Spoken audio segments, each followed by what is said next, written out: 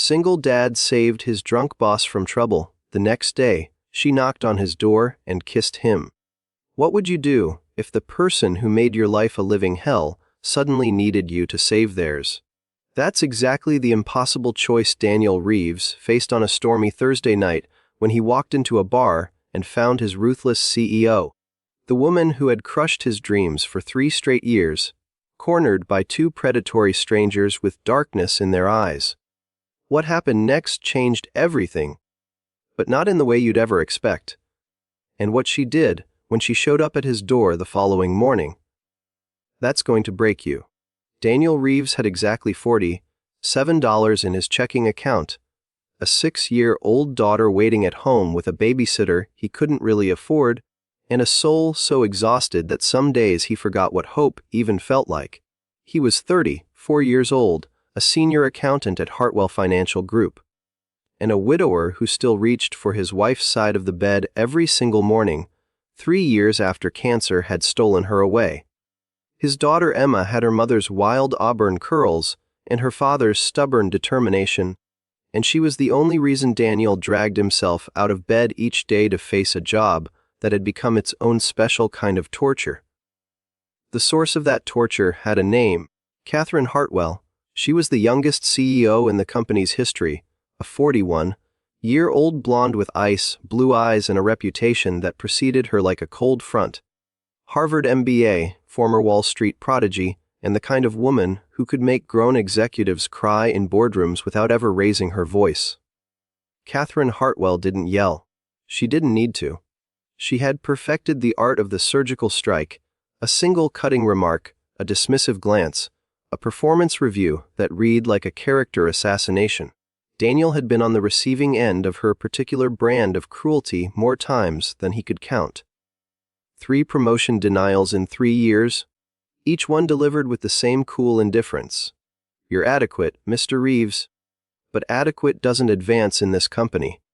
When he'd requested flexible hours after Emma's daycare had changed their schedule, Catherine had looked at him like he'd asked to commit fraud. This is a professional environment, not a daycare center. Perhaps if you can't manage your personal obligations, you should reconsider your professional ones. But the moment that truly broke something inside him had happened 6 months ago, in front of the entire accounting department. Daniel had made a minor error on a quarterly report, a decimal point in the wrong place that he'd caught and corrected within an hour. Catherine had somehow learned about it and had chosen to address it during a company-wide meeting. I'd like to take a moment to remind everyone that attention to detail isn't optional, she'd said, her eyes finding Daniel in the crowd. Mr. Reeves here apparently believes that approximations are acceptable in accounting. They are not. If anyone else is struggling with basic mathematical concepts, I suggest remedial training before you cost this company actual money. 30 colleagues had watched him shrink in his chair. Some had looked away in pity. Others had smirked, grateful they weren't the target. Daniel had gone home that night, tucked Emma into bed, and sat in his dark kitchen wondering if the universe was testing him or simply punishing him for sins he couldn't remember committing. So when he walked into Maginty's bar that Thursday night, a dive 3 blocks from his apartment where the drinks were cheap and the loneliness was cheaper, the last person he expected to see was Catherine Hartwell. But there she was, and she was in trouble. If this story is already hitting you in the chest, drop a like right now. Trust me, you're going to want to be part of what happens next. Daniel almost didn't recognize her at first.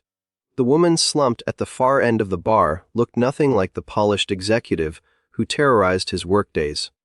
Her platinum blonde hair, usually swept into a severe chignon, hung loose and tangled around her face. Her makeup was smeared, mascara tracking down her cheeks like she'd been crying. And she was drunk, not tipsy, not pleasantly buzzed, but dangerously, vulnerably intoxicated. 2 men had positioned themselves on either side of her, and Daniel's stomach dropped as he assessed the situation. They were both in their 40s, wearing expensive suits and cheaper smiles. One of them had his hand on Catherine's lower back, too low, too familiar. The other was leaning in close, whispering something in her ear, while she shook her head weakly, clearly trying to pull away, but lacking the coordination to do so effectively. "Come on, sweetheart," the first man said, loud enough for Daniel to hear. "Let's get you somewhere more comfortable. Our hotel is right around the corner." "No," Catherine slurred, but the word came out formless, unconvincing. "I should call someone." "You already called us." The second man laughed. "We're your friends now. Remember. Let's go." They started to pull her off the bar stool, and Catherine's legs buckled beneath her. Daniel had a choice to make. This woman had humiliated him publicly, denied him opportunities that would have changed his family's life, and treated him like he was worth less than the coffee she spilled on reports. He owed her nothing, less than nothing. She had made his existence measurably worse for 3 straight years, and now she was reaping what her personality had sown, alone, drunk, and surrounded by predators in a dingy bar. He could walk away. No one would ever know he'd been there. But Emma's face flashed through his mind, Emma, who asked him every night to tell her stories about Mommy's angel friends, who watched over good people. Emma, who believed with her whole heart that her daddy was a hero, because that's what he'd told her when she'd asked why he was always so tired.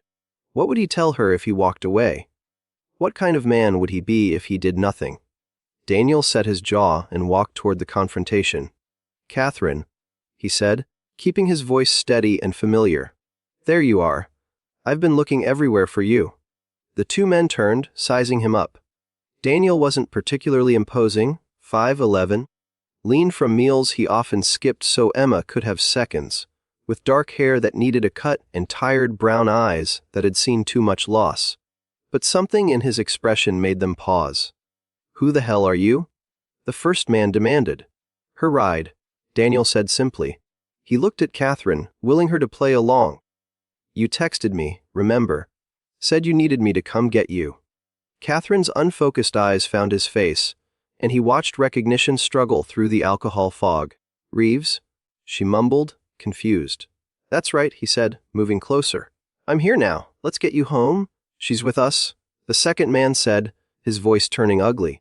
"So why don't you turn around and—" "She's leaving with me," Daniel interrupted, and something in his tone made both men step back slightly. It wasn't aggressive, it was certain. The certainty of a man who had held his wife's hand as she died, who had learned to change diapers and braid hair and survive on 3 hours of sleep, who had been broken down to nothing and rebuilt himself one agonizing day at a time. You couldn't intimidate someone who had already lost everything. "Look, buddy, the bartender's been watching this whole exchange," Daniel said calmly. "So have the 3 guys at the pool table. So has the camera above the register. You want to make this a situation, or do you want to walk away and pretend this never happened?" A tense moment stretched between them. Rain had started hammering against the windows outside, and the thunder seemed to punctuate Daniel's ultimatum. The first man raised his hands in mock surrender. "Whatever. She's not worth the hassle anyway." He grabbed his friend's arm, and they retreated toward the exit. But not before the second one turned back with a sneer. "Good luck with that mess, hero." The door slammed behind them. Daniel released a breath he didn't realize he'd been holding and turned to Catherine, who was staring at him like he'd sprouted wings. "Why?" she whispered, the single word cutting through the bar noise like a blade. "Let's just get you home," he said, because he didn't have an answer. Not one that made sense anyway. Getting Catherine to his car was a challenge. She could barely walk, and Daniel ended up carrying her through the rain, both of them getting soaked in the process. His ancient Honda Civic smelled like the crayons Emma had melted into the back seat last summer and the vanilla air freshener he'd bought to cover it up. Catherine collapsed into the passenger seat and immediately started shivering. Daniel turned the heat on full blast and pulled out of the parking lot. "I need your address." Catherine gave it to him in fragments, and his eyebrows rose slightly. She lived in Riverside Heights, the most expensive neighborhood in the city. Of course she did. They drove in silence for a few minutes, the only sounds the rhythmic swoosh of windshield wipers and the rain drumming on the roof. Then, so quietly he almost missed it, "I'm sorry." Daniel's hands tightened on the steering wheel. "You're drunk. I know. But I'm still sorry." She turned her head to look at him, and in the passing streetlights, he could see tears mixing with rain on her face. "The meeting. 6 months ago. What I said about you in front of everyone. It was cruel. It was inexcusable. I knew it when I did it, and I did it anyway." "Mrs. Hartwell, Catherine," she corrected. "And I don't expect your forgiveness. I needed to say it. I've needed to say it for months." Daniel didn't know how to respond, so he didn't. They drove through the storm-dark streets while Catherine Hartwell, the ice queen of Hartwell Financial, wept silently into her hands. What do you think Daniel should say to her? Type your answer in the comments. I want to hear how you would handle this impossible moment. When they finally reached her building, a gleaming high-rise with a doorman and a lobby that probably cost more than his annual salary, Daniel helped Catherine out of the car and walked her to the entrance. The doorman recognized her and rushed to assist, his face carefully blank as he took in her disheveled state. "I've got it from here, sir," the doorman said professionally. "Ems. Hartwell, let's get you upstairs." Catherine turned back to Daniel, swaying slightly. "You could have left me there," she said. "After everything I've done to you. Why didn't you?" Daniel looked at her, really looked at her, and for the first time, he saw past the power suits and the cutting remarks and the carefully constructed armor. He saw a woman who was utterly alone, who had built walls so high she'd trapped herself behind them. "Because kindness shouldn't be conditional," he said finally, "and because my daughter thinks I'm a hero. I'd like to keep deserving that." He didn't wait for her response. He walked back to his car, drove home through the rain, paid the babysitter with money he'd earmarked for groceries, and checked on Emma, sleeping peacefully with her stuffed elephant clutched to her chest. Then he sat down on the edge of his bed and wondered what the morning would bring. He found out at 7:43 a.m. The knock on his door was so unexpected that Daniel nearly spilled his coffee. Emma was at the kitchen table eating cereal and watching cartoons, and she looked up with curiosity as her father walked to the door. What he saw when he opened it stopped his heart. Catherine Hartwell stood in his hallway, looking like a completely different person. She was impeccably dressed in a cream-colored blouse and tailored navy pants, her hair swept back elegantly, her makeup flawless. But her eyes, those ice-blue eyes that had frozen him so many times in conference rooms, were warm, uncertain, almost afraid. "Mr. Reeves," she said quietly. "May I come in?" Daniel's mouth opened and closed. He looked back at Emma, then at his CEO standing in his doorway on a Saturday morning, and his brain simply failed to compute. Yes, of course." He stepped aside and she entered his apartment, his tiny, cluttered, definitely not impressive apartment with Emma's drawings taped to the refrigerator and toys scattered across the living room floor, and a single father's best attempt at domesticity on full display. Catherine looked around, and Daniel braced himself for judgment that never came. Instead, she smiled. "It's lovely," she said, and she sounded like she meant it. "It feels like a home." Emma had abandoned her cereal and was now staring at the elegant stranger with open curiosity. "Daddy, who's that?" Daniel cleared his throat. "Emma, this is Ms. Hartwell. She works with Daddy." Catherine crouched down to Emma's level, which was such an unexpectedly human gesture that Daniel felt dizzy. "Hello, Emma. Your father has told me about you." "He has." Emma looked suspicious. "He never talks about work. He says it gives him a headache." Catherine laughed, actually laughed, a genuine sound that transformed her entire face, and Daniel realized with a start that he'd never heard her laugh before. "I imagine it does. That might be partly my fault." She straightened and turned to Daniel, her expression growing serious. "I came to apologize. Properly this time, while sober. What you did for me last night. I don't deserve that kindness. Not from you. Not from anyone at the company, frankly." She took a breath. "I've been a terrible leader. I've been a terrible person. And I don't have any excuses, only explanations, though I'm not even sure those matter." Daniel guided her to his small living room, hyper, aware of the coffee stain on the couch and the laundry basket he hadn't put away. Emma, sensing grown-up talk, retreated to her room with her cereal bowl. "You don't owe me explanations," Daniel said carefully. "No, but I owe them to myself. And maybe," she hesitated, "maybe speaking them out loud will finally make them real enough that I can change them." She sat on his stained couch like it was a throne, but without any of the arrogance he'd come to associate with her. Instead, she looked almost small. "I inherited Hartwell Financial from my father when I was 35, she began. He was a legend in this industry, tough, demanding, brilliant. When he died, everyone expected me to fail. Every board member, every competitor, every business publication waiting for the founder's daughter to prove she didn't deserve her position. I was so terrified of proving them right that I became the worst version of myself. I thought if I was hard enough, cold enough, untouchable enough, no one could ever see how scared I was underneath." She looked down at her hands. "But being untouchable means being alone. And somewhere along the way, the mask became my face. I forgot who I was before I had something to prove. I forgot how to be human." Daniel was quiet for a long moment. Then he said, "I understand fear.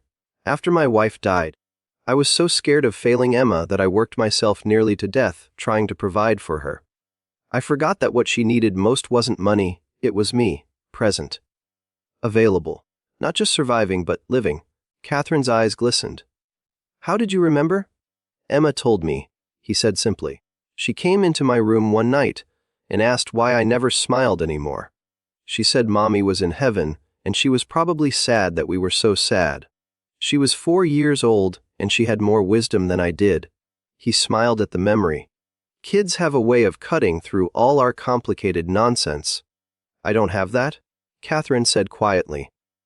"I don't have anyone who would tell me the truth. Everyone around me is either afraid of me or trying to use me. Last night was." She stopped, composing herself. "I'd received word that an old friend had died. Someone from before all this. The only person who knew me when I was just Catherine, not Catherine Hartwell, CEO. And I realized I had no one to grieve with. No one to call. So I went to that bar and I drank until I couldn't feel anything anymore. And those men." Her jaw tightened. "I don't remember exactly how that started. I remember feeling dizzy, and then they were there, and I couldn't think clearly enough to make them leave. If you hadn't shown up." She trailed off, and he saw genuine fear flash across her features. "But I did," Daniel said. "So let's focus on that." Catherine met his eyes. "Why did you? After everything?" It was the second time she'd asked him, and this time, Daniel had an answer ready. "Because my wife used to say that everyone is fighting a battle you can't see. She volunteered at a hospice in her last months. She was dying, and she spent her time comforting other dying people, because she said kindness is never wasted, even on people who might not deserve it." He leaned forward. "I didn't save you last night despite what you've done to me. I saved you because helping someone when it's hard is the only time it really counts." Catherine stared at him for a long moment. Then, slowly, she reached out and took his hand. "Your wife sounds like she was an extraordinary woman." She was. She must have been, to have married someone like you. The air between them shifted, charged with something neither of them was ready to name. Catherine seemed to realize she was still holding his hand and released it quickly, a faint blush creeping up her cheeks. "I should go," she said, standing. "I've intruded on your weekend enough." Daniel walked her to the door, where she paused and turned back. "I meant what I said about change. I need to become someone different, someone better. And I think," she hesitated, vulnerability raw on her face, "I think I'd like your help. If you're willing." "What kind of help?" "Honest feedback. Perspective. Someone who will tell me the truth even when it's uncomfortable. Especially then." She gave him a small, uncertain smile. "You're the only person who's ever stood up to me without wanting anything in return. That makes you valuable in a way you can't imagine." Daniel considered her offer. The smart move was to keep his distance, maintain professional boundaries, protect himself from further hurt. But his wife's voice echoed in his memory. "Kindness is never wasted. I'm willing, he said. But I have conditions. Catherine raised an eyebrow, a shadow of her old imperiousness. Conditions. If I'm going to be honest with you, you need to be honest with me. No more games, no more power plays. We talk as equals or we don't talk at all. For a moment, he thought she'd refuse. Then she extended her hand for a professional shake. Deal, Mr. Reeves. Daniel, he corrected. Her smile widened. Deal, Daniel. She left, and he closed the door and leaned against it, wondering what on earth he'd just agreed to. Emma appeared in the hallway, her eyes wide. Daddy, that lady was really pretty. Is she your girlfriend? Daniel laughed for what felt like the first time in months. No, sweetheart, she's my boss. Emma's face scrunched in confusion. But you said your boss was a dragon lady. Daniel winced. He'd have to be more careful about his venting sessions. People can change, baby. Even dragon ladies. Emma thought about this. Does that mean she'll be nice to you now? We'll see, Daniel said. We'll see. If you're loving this story, hit that subscribe button right now, because what happens next is going to absolutely wreck you in the best way possible. The following Monday, Daniel arrived at work expecting things to be awkward. What he didn't expect was to be summoned to Catherine's office before he'd even reached his desk. Her assistant, a nervous young man named Tyler who always looked like he expected to be fired, was waiting by Daniel's cubicle with wide eyes. Ms. Hartwell wants to see you immediately. And she said. He paused, clearly baffled. She said to tell you to bring your honest opinion. The walk to Catherine's corner office felt surreal. Colleagues watched him pass with a mixture of curiosity and sympathy, probably assuming he was about to be publicly executed for some imagined slight. Daniel kept his expression neutral and knocked on her door. Come in. She was sitting behind her massive desk, but she stood when he entered, another unprecedented gesture. The office was all glass and chrome and modern art that probably cost more than his house, but her expression was warm. Close the door, please. He did, and she gestured to a chair across from her desk. But instead of retreating behind her fortress of power, she came around and sat in the chair next to him. I've been up all weekend, she said without preamble. Thinking about everything you said, about everything I've become, and I've made some decisions. She pulled out a folder and handed it to him. Open it. Daniel's hands were steady even though his heart was racing. Inside the folder was a single sheet of paper, a formal promotion letter. His eyes scanned the contents once, twice, 3 times, unable to process what he was reading. Senior Director of Finance. Immediate effective date. A salary that was nearly triple his current pay. Full benefits including extended family medical coverage. Flexible scheduling with guaranteed parental leave and emergency family time. Catherine I. He couldn't find words. You've deserved this for years, she said firmly. Your work has always been exemplary. I denied your promotions because I was threatened by competent people. I thought if I kept talented employees in their place, they couldn't rise to challenge me. It was cowardly and wrong, and I'm correcting it now. This is life-changing money, he managed. Emma's medical bills, I've been paying them off for 3 years. This would, I know. Her voice was gentle. I reviewed your file this weekend. I saw the insurance claims, the payment plans, the requests for advances that I personally denied. Daniel, I am so sorry. I had no idea about your wife, about Emma's ongoing healthcare needs. I didn't let myself know, because it was easier to see employees as numbers instead of people. Daniel felt tears prick his eyes and blinked them back fiercely. He would not cry in front of Catherine Hartwell, no matter how much his chest ached with sudden, overwhelming relief. There's more, Catherine continued. I'm announcing a company-wide initiative today. The Hartwell Family First Program. Extended parental leave for all employees, 12 weeks paid, with options for additional unpaid time. On-site childcare at reduced costs. Emergency family funds for unexpected crises.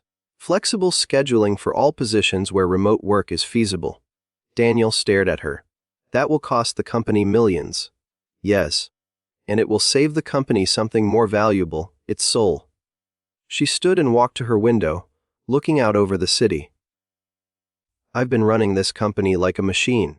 optimizing for profit at the expense of humanity. But machines break down. People don't, not when you take care of them. Happy employees are productive employees. Supported employees are loyal employees. It's not just the right thing to do, it's good business. She turned back to him. I'd like you to help me implement it.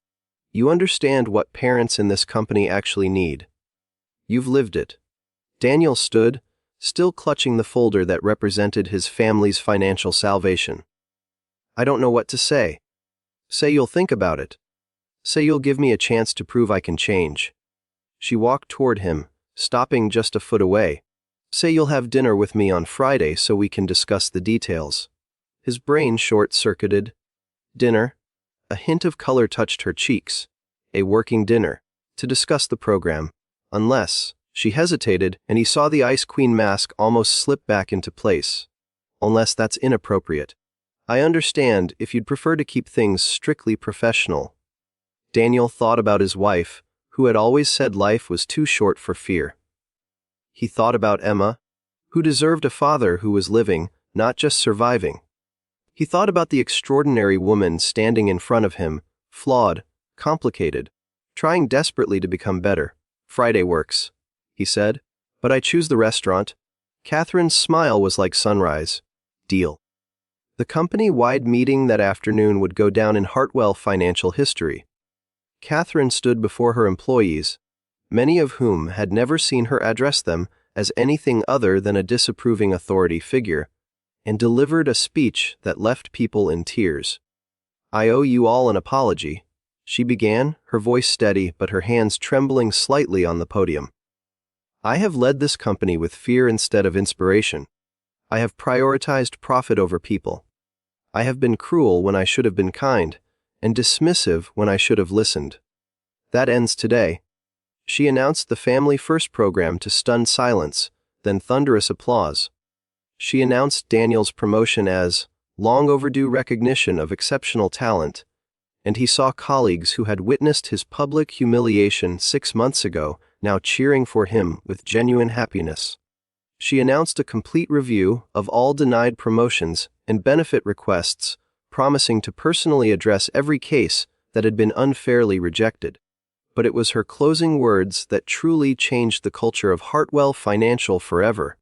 Someone reminded me this weekend that kindness should never be conditional, she said, and her eyes found Daniel in the crowd. That helping people when it's hard is the only time it really counts.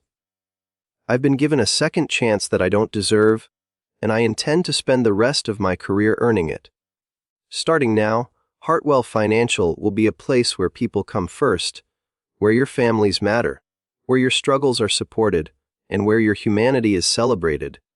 Because a company is not just a business, it's a community. And I forgot that. I won't forget again. The standing ovation lasted 4 minutes. Daniel and Catherine's Friday dinner became a weekly tradition. At first, they really did discuss business, the rollout of Family First, the resistance from certain board members, the logistics of on-site childcare. But gradually, the conversations deepened. Catherine told him about her lonely childhood, raised by nannies while her father built his empire. Daniel told her about his wife, how they'd met at a coffee shop when she'd accidentally taken his drink and then insisted on buying him a replacement. How she'd made him laugh during her darkest days, how Emma had been born 3 months premature, and they'd learned to find joy in the smallest victories. They discovered unexpected common ground. Both loved terrible action movies and refused to apologize for it. Both had guilty, pleasure obsessions with true crime podcasts. Both believed that breakfast food should be acceptable at any hour, and that anyone who disagreed was fundamentally untrustworthy. You're nothing like I expected, Catherine admitted one evening, 3 months into their new dynamic. They were at a tiny Italian restaurant Daniel had chosen precisely because it was the opposite of Catherine's usual 5-star venues. She was eating spaghetti without any apparent concern for her cream-colored blouse, and he found it absurdly endearing. What did you expect? I don't know. Resentment. Anger. I spent 3 years making your life difficult, and you treat me like... She searched for the word. Like I'm worth knowing. You are worth knowing, Daniel said simply. The real you. Not the mask. Catherine set down her fork. The mask was all I had for so long. I'm still learning who I am without it. She reached across the table and touched his hand. You're helping me figure that out. You and Emma. His daughter had met Catherine properly a month ago, when Catherine had shown up at his apartment with armfuls of art supplies, because Daniel had mentioned Emma loved to draw. Emma had been suspicious at first. She developed a child's keen sense of danger after years of watching her father come home defeated from work. But Catherine had sat on the floor and let Emma teach her how to draw a unicorn, and when the final result looked more like a deformed horse with a growth problem, she'd laughed so hard that Emma had declared her, actually pretty funny for a grown-up. Now Emma asked about Miss Catherine constantly. She's teaching me things too, Daniel admitted. I spent so long just surviving that I forgot to think about thriving. You've reminded me that ambition isn't selfish, that wanting more for myself means more for Emma too. Look at us, Catherine said softly. Catherine said softly. The dragon lady and the saint? I'm not a saint. You saved me from those men. You're saving me from myself. Saint seems accurate. I just made a choice, Daniel said. The choice my wife would have made. The choice I want Emma to make when she's grown. Kindness over comfort. Courage over convenience. Catherine's eyes shimmered. I wish I'd met your wife.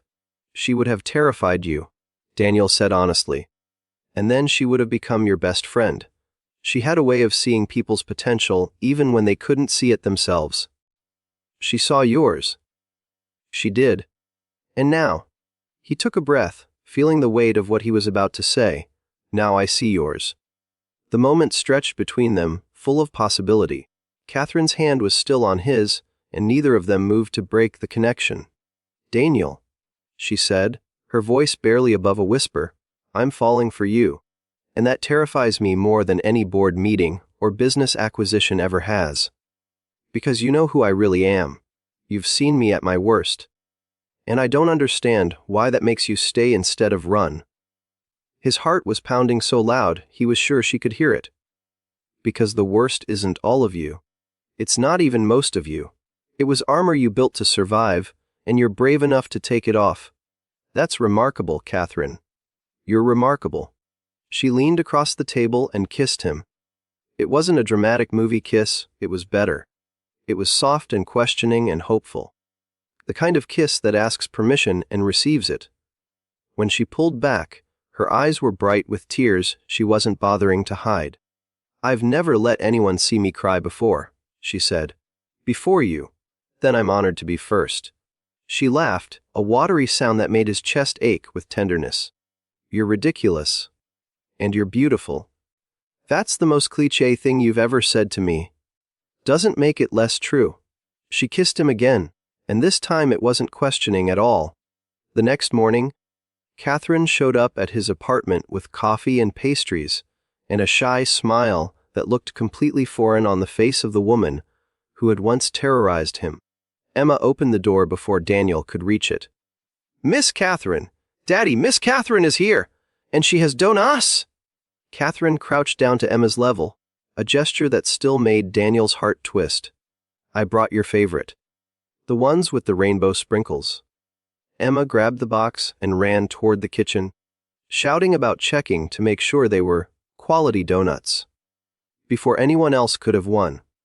Daniel and Catherine stood in the doorway, morning light streaming around them. I panicked for about 3 hours last night, Catherine admitted. I almost texted you 12 times to say it was a mistake and we should forget it happened. But you didn't.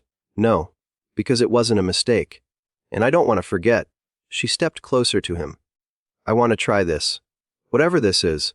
I know it's complicated, I'm still your boss, and there will be people who talk, and I haven't been in a relationship in almost a decade because I convinced myself I didn't have time for love. Daniel kissed her mid-ramble, and she melted against him. We'll figure it out, he said when they broke apart. One day at a time. That's how I've survived the last 3 years.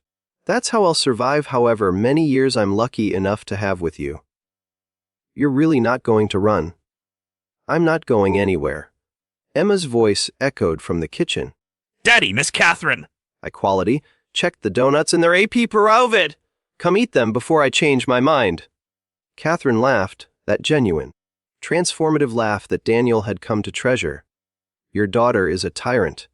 She gets it from her mother. And her father, I suspect." They walked into the kitchen together, and Daniel felt something he hadn't experienced since before his wife's diagnosis: hope. Not the desperate, grasping hope of someone trying to survive, but the quiet, confident hope of someone who believes good things are possible. Emma was sitting at the table with donut crumbs already decorating her face, looking at them with the knowing expression of a child who sees more than adults realize. "Are you Daddy's girlfriend now, Miss Catherine?" Catherine looked at Daniel, eyebrows raised. "Am I? If you want to be, I want to be." Emma considered this, then nodded decisively. "Okay, but you have to come to my school art show next month. Daddy said he'd come, but he always looks confused at art." "I do not. You asked if my self-portrait was a potato, Daddy." Catherine burst out laughing, and Daniel threw up his hands in mock defeat. It was an abstract self-portrait. The shape was ambiguous. It was my fei, an abstractly rendered face that had certain, vegetable-like qualities. "I would love to come to your art show, Emma," Catherine interjected, still laughing. "And I promise to correctly identify all portraits." "Good." Emma held out a donut. "You can have this one. It's the second best one. I ate the best one already." Catherine accepted the offering with appropriate solemnity. "I'm honored." Daniel watched them, his daughter and this complicated, wounded, extraordinary woman, and felt his wife's presence like a warm hand on his shoulder. "She would have loved this," he thought. "She would have seen exactly what I see." 6 months later, Hartwell Financial was unrecognizable. The Family First program had been featured in business magazines as a model for corporate responsibility. Employee satisfaction scores had skyrocketed. Productivity was up 20%. And perhaps most remarkably, not a single parent had quit due to work-life conflicts since the program launched. Catherine gave interviews crediting Daniel as the inspiration for the transformation. "It showed me that strength isn't about being invulnerable. It's about being brave enough to be vulnerable. It's about choosing kindness when cruelty would be easier. Every good thing this company has become started with one man's decision to help someone who hadn't earned his help." Daniel, for his part, deflected the praise whenever possible. "I just drove a drunk woman home from a bar," he'd say. Catherine did all the hard work. But they both knew the truth: they had saved each other. Daniel had given Catherine the gift of humanity, the reminder that life was about more than achievement, and that love was possible even for people who had forgotten how to feel. Catherine had given Daniel the gift of stability, the financial security that allowed him to be present for Emma, and the partnership that reminded him he didn't have to carry his burdens alone. And Emma had gotten a new playmate who took her art seriously, helped with homework, and made her daddy smile in ways he hadn't smiled since before Mommy went to heaven. "I want to marry her," Emma announced one Saturday morning, approximately 9 months after the rainy night that changed everything. Daniel, who was making pancakes, nearly dropped the spatula. "You want to what?" "I want to marry Miss Catherine. She's the best grown-up ever. She knows all the dinosaur names and she lets me put glitter on everything, and she makes you happy. If I marry her, she'll have to stay forever." Daniel crouched down to his daughter's level, heart full. "That's not quite how marriage works, baby. I would have to marry her, and then she'd be your stepmother." Emma's eyes went wide. "Like in Cinderella? Stepmothers are mean." "Not all stepmothers. Some stepmothers are wonderful. Catherine would be a wonderful stepmother." "Oh." Emma considered this. "Then you should marry her. Today. It's a little more complicated then, Daddy." Emma put her small hands on his cheeks, a gesture she'd learned from him. "You love her. She loves you. I love her. What's complicated?" Out of the mouths of babes? Daniel thought, and realized his 6-year-old daughter had just articulated everything he'd been afraid to admit. He loved Catherine Hartwell. Not because she'd promoted him or given him financial security or transformed his workplace into somewhere he actually wanted to be. He loved her because of the way she laughed at her own mistakes, now instead of punishing others for theirs. Because she remembered every story he told her about his wife and never made him feel guilty for still loving her. Because she had looked at Emma and seen not a complication or an obstacle, but a gift. He loved her because she was trying so hard to become the person she wanted to be, and she had the courage to let him watch the struggle. "You're right," he told Emma. "You're absolutely right." The proposal happened 3 weeks later, in the same Italian restaurant where they'd had their first real dinner. Daniel had considered elaborate gestures, skywriting, flash mobs, proposals on giant stadium screens. But he knew Catherine would hate all of those. She'd spent her whole life performing for audiences. What she wanted, what she needed, was authenticity. So he simply reached across the table during dessert, took her hand, and said, "I love you. I love who you are and who you're becoming. I love the way you argue with Emma about whether unicorns or dragons are cooler and the way you pretend to let her win. But I can tell you're actually competitive. I love the way you still sometimes slip into Ice Queen mode during board meetings and then wink at me when no one's looking. I love that you cry at sad commercials now because you stopped being afraid of feelings. I love everything about you, Catherine, and I want to spend the rest of my life helping you become whoever you want to be. Will you marry me?" He hadn't even finished the question before she was crying. The good tears, the ones she'd learned to let flow, and nodding. "Yes," she said, laughing and crying simultaneously. "Yes, absolutely yes." The restaurant erupted in applause from tables full of strangers who had been eavesdropping, and Catherine, the woman who had once fired an employee for scheduling a personal call during work hours, stood up and took a bow. "I'm getting married," she announced to the room, "to the best man I've ever known." More applause. Daniel pulled her into his arms and kissed her, and for the first time since his wife died, he felt completely, unreservedly happy. The wedding was small, just close family, and a few colleagues who had become genuine friends. Held in the community garden where Daniel used to take Emma to feed the ducks. Emma served as flower girl and ring bearer and official wedding helper, a title she had insisted upon and taken extremely seriously. Catherine wore a simple white dress and no jewelry except the locket Daniel had given her, containing a small photo of his first wife. "She should be here too," Catherine had said when he'd given it to her. "She's part of your story. She's part of why you're the man I love. I want to carry her with me." Daniel had cried for the first time in years, not from sadness, but from gratitude so profound it overwhelmed him. The vows they wrote were private, spoken quietly so only they could hear, full of inside jokes and painful truths and promises they both intended to keep. During the reception, Emma climbed onto Catherine's lap and said solemnly, "I changed my mind about the stepmother thing." Catherine's face flickered with uncertainty. "What do you mean, sweetheart? I don't want you to be my stepmother." Emma reached up and touched Catherine's face with sticky, cake-covered fingers. "I want you to be my mom. Is that okay?" Catherine's composure shattered completely. She gathered Emma into her arms and held her tight, crying into her wild auburn curls. "That's more than okay," she whispered. "That's everything I ever wanted."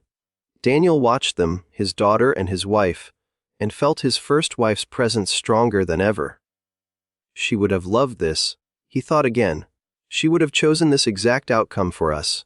And somehow, he knew she had.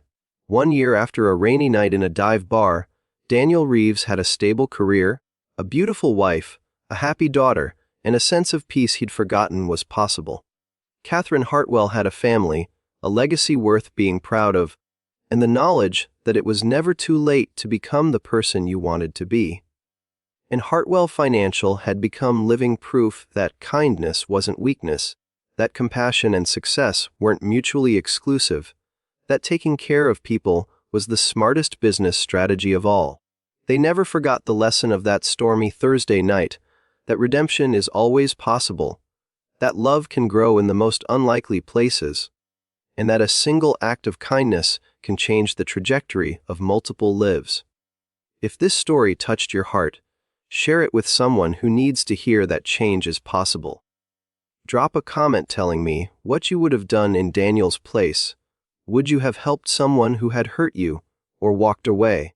And don't forget to subscribe so you never miss another story.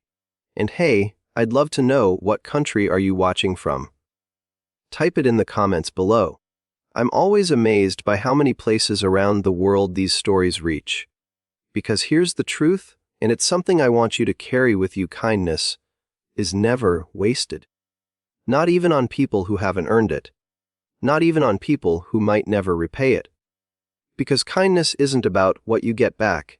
It's about who you become in the giving. You never know whose life you might save simply by choosing compassion over convenience. You never know whose redemption might begin with your grace. Be the person who helps. Be the person who stays.